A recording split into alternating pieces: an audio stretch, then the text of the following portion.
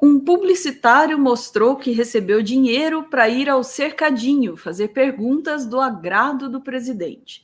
A descoberta coloca em dúvida as manifestações espontâneas de apoio a Bolsonaro vistas ao longo dos últimos 3 anos e meio na entrada do Palácio da Alvorada.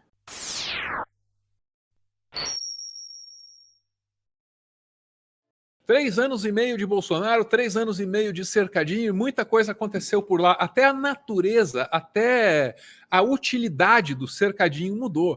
A princípio, aquilo era para ser um encontro não apenas com apoiadores, mas também com a imprensa. Os apoiadores eram um acessório para mostrar para a imprensa que estava lá que o Bolsonaro tem apoio, que o Bolsonaro mobiliza, que o Bolsonaro traz a galera para a porta ali do palácio, que é a casa dele por enquanto, apenas por enquanto. Só que aí começou ali uma hostilidade assim contra a imprensa e os veículos se reuniram e falaram: não, chega disso aí. Vai apanhar repórter e nós vamos ter que pagar a indenização. Chega, não vamos mandar mais ninguém para lá. Além do que, o Bolsonaro só fala merda lá, não sai notícia nenhuma do negócio, né? Aí a gente precisa voltar para esse histórico aí do cercadinho para perceber o seguinte: o primeiro a hostilizar a imprensa lá foi quem? Foi quem? Foi ele, pô. Essa canalha Folha de São Paulo. Canalha elogio para a Folha de São Paulo.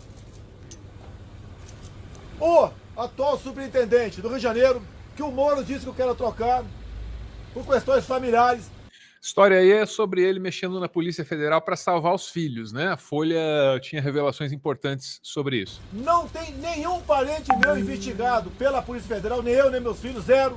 Uma mentira que a imprensa replica o tempo todo, dizendo que meus filhos querem trocar o superintendente.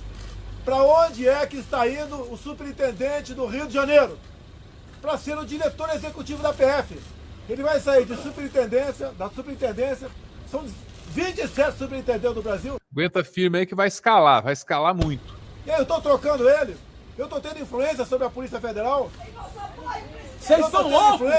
Loucos! Imprensa louca! Isso é uma patifaria! É uma patifaria! Folha, cala a boca, não perguntei nada! Folha de São Paulo! Um jornal patife e mentiroso! Está saindo, cala a boca! Cala a boca! Está saindo de lá para ser diretor executivo a convite do atual diretor-geral! Você está compreendendo o risco da coisa? Ele grita ali: você é patife, imprensa canalha, cala a boca. E aí, quando o líder faz assim, o que o liderado se permite fazer? Tudo isso igualzinho e mais um pouco. Veja para onde foi o clima ali. Uma das últimas interações, apoiadores imprensa no cercadinho. Olha o nível ali que era a coisa.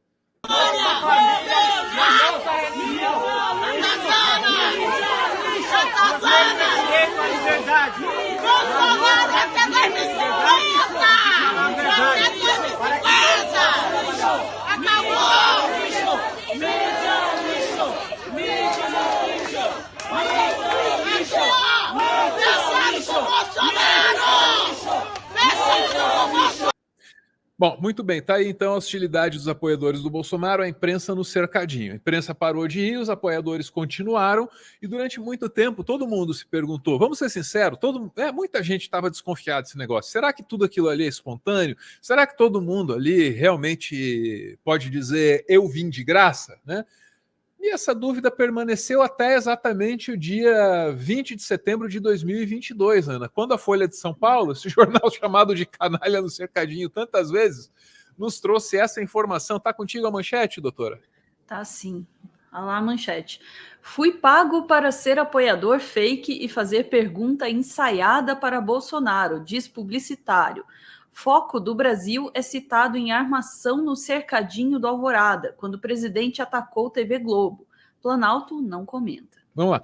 Foco do Brasil é um desses veículos de comunicação bolsonaristas, né, que vieram assim do nada, explodiram junto com o mandato do Bolsonaro. E aí você veja só, o Globo não tem acesso ao, sei lá, ao presidente desembarcando de helicóptero na Alvorada, o Estadão não tem, a Folha não tem, entendeu? Quem tem? O Foco do Brasil. Doideira, né? Um veículo de comunicação que surgiu ontem, tem acesso às entranhas do Palácio. E o financiamento vem de onde? Tem investigações a respeito disso, tem material publicado na imprensa, né? E aí vem isso, assim, o Foco do Brasil, que é habituê do cercadinho, cobre o cercadinho, paga alguém para estar lá e fazer a pergunta que o Foco do Brasil quer. Mas não é um repórter, entendeu? É um popular, é um apoiador. Agora, pô, quem é que paga o Foco do Brasil? Essa é a pergunta que permanece. De qualquer forma, bora para a reportagem da Folha, Ana. No dia 13 de abril de 20, início da pandemia, que matou 685 mil pessoas no país, o presidente disse uma frase na saída do Palácio da Alvorada. Disse que tinha como alvo a TV Globo. E o ministro da Saúde, então ministro, né, o Luiz Henrique Mandetta, que seria demitido 3 dias depois. Questionado se teria assistido à entrevista do Mandetta ao Fantástico, Bolsonaro disse de pronto: eu não assisto a Globo. A cena foi gravada por várias pessoas, foi veiculada nas redes, viralizou. Só que isso foi previamente combinado entre o governo federal e o site bolsonarista Foco do Brasil. É o que está afirmando o publicitário Beto Viana. Daí você pode pensar assim, não, mas isso aí é um publicitário. Beto quem? Nem conheço. Pode estar mentindo. Tá, e os prints? Olha lá, ó. Bom dia, Bob. Está a postos? Pergunta para o presidente o que ele achou da entrevista do Mandetta na Globo. Presidente, o que o senhor achou da entrevista do Mandetta lá no Fantástico? Ok? Precisa ser a primeira pergunta. Tá aí a orientação, então, do Planalto para o Beto, né? Publicitário que fez às vezes lá de apoiador fake do Bolsonaro. Essa descoberta aí veio da Folha de São Paulo, o UOL repercutiu isso o dia inteiro, nesse 20 de setembro. Tem um comentário do Sakamoto, é isso? Vamos ver.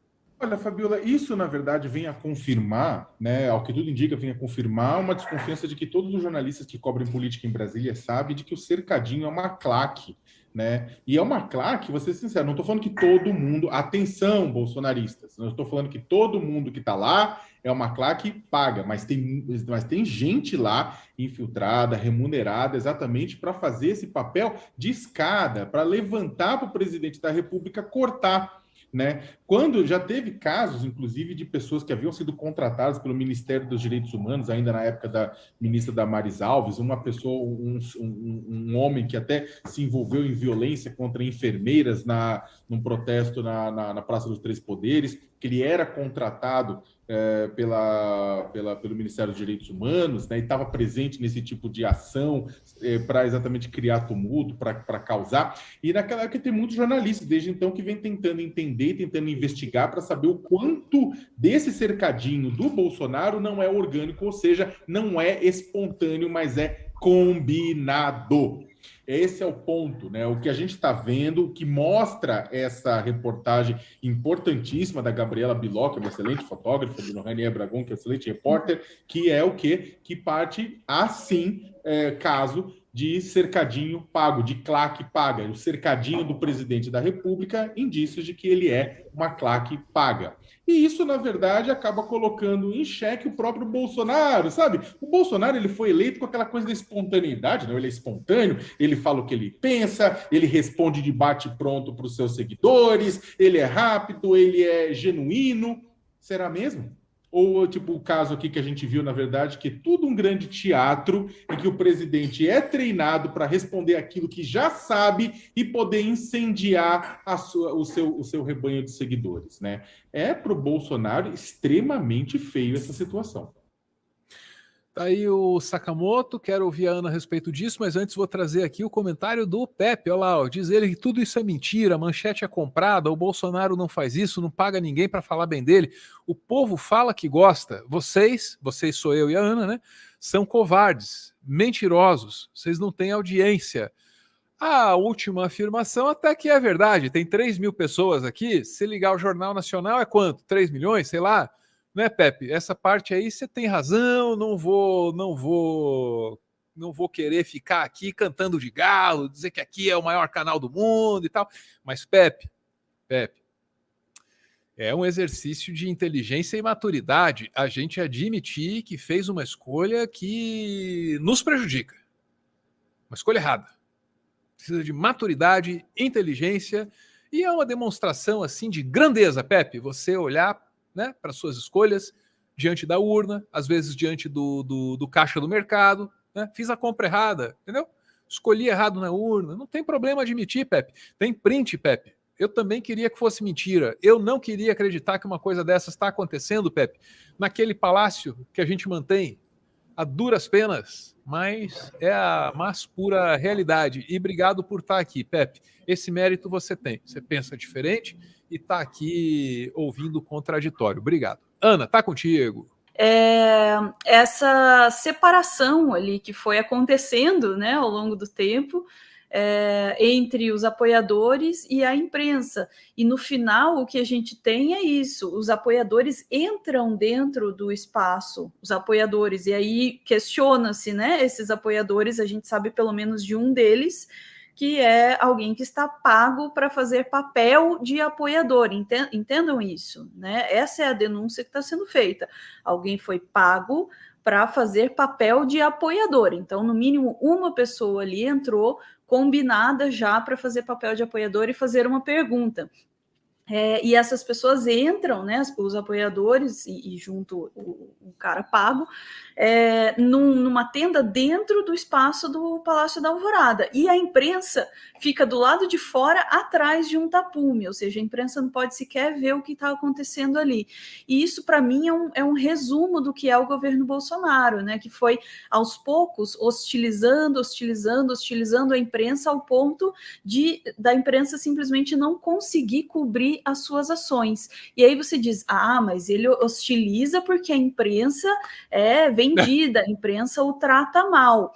Gente, hostilizar a imprensa e não deixar a imprensa cobrir, dizer que tudo que a imprensa diz é errado, só ele tem a verdade, isso é manual de autoritarismo, isso é o que qualquer governo autoritário faz, isso é manual para enganar a população. Um país democrático, um país onde as coisas estão funcionando bem, isso não existe. É quando você deixa a população separada da imprensa, quer dizer, você deixa que a população não confie em nada do que sai na imprensa, apenas no que o grande líder diz, é assim, para você ter um governo autoritário, tá? Então, não tem motivo nenhum. E por que ele não gosta da imprensa? Obviamente, porque a imprensa dá notícias que são negativas para o seu governo. Quer dizer que a imprensa está mentindo? Não, quer dizer que as notícias são negativas para o governo. Quer dizer que ele não quer que as pessoas saibam. E o que ele não quer que as pessoas saibam? Caro bolsonarista, que hoje o chat está caprichado.